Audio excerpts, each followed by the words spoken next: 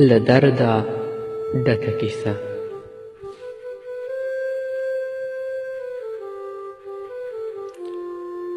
یو 9 کلن ماشوم د جومات په یو غاړه کې له خپلې وړې خور سره ناست و.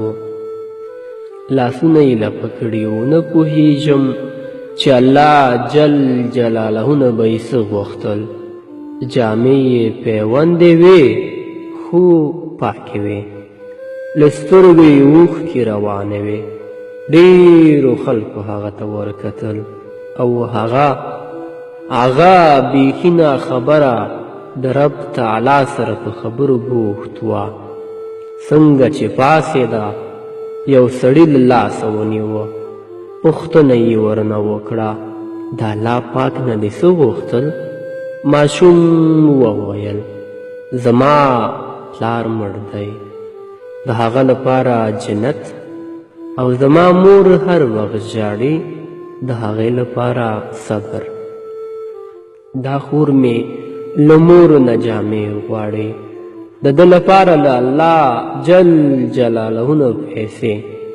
سړي پوښتنه وکړه ته مکتب ته ځې؟ ماشوم وویل هو ځم. سړي وویل څوم صنف کې؟ ماشوم نه کاکا، د سبق ویلو لپاره نه ځم. مور مې راته شیان پاخه کړي، هغه مکتب کې په ماشومانو خرڅوم. ډېر ماشومان یې رانه اخلي، همدا زما کار دی. سړي پوښتنه وکړه ستاسو څوک خپلوان نشته؟ ماشوم مور مې وایي د غریب خپلوان نه وي. مور مې هېڅکله دروغ نه وایي، خو کاکا کله چې مونږ ډوډۍ خورو او زه ووایم چې مورې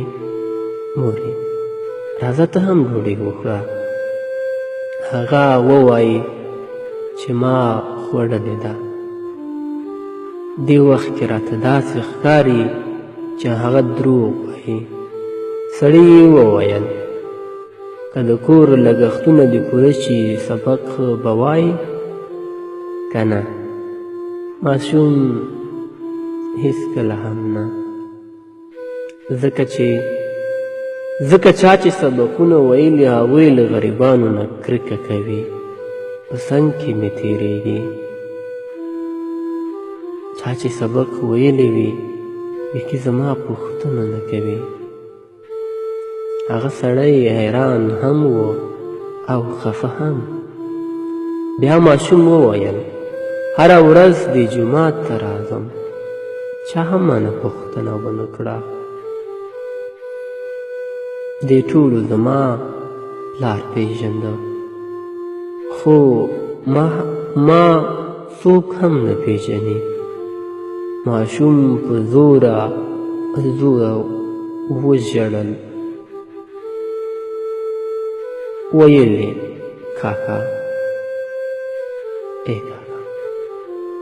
کله چې پلار مړ شي ټول خلک پردي شي. سړي سره د ماشوم د پوښتنو هیڅ جواب نه و.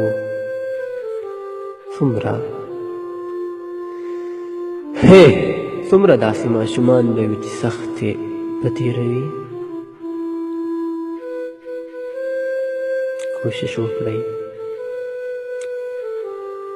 کوشش وکړئ خپل ګاونډ کې او یتیمان او بې اسرې خلک ولټوئ او مرسته ورسره وکړئ.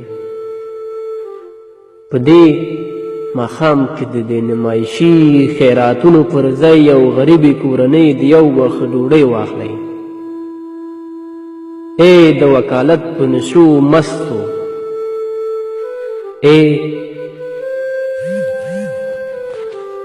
په نشو مستو ځوانانو، زمونږ دا حال دی. د خدای د قهر وویریږئ او د غریبانو په سر لاس کش کړئ.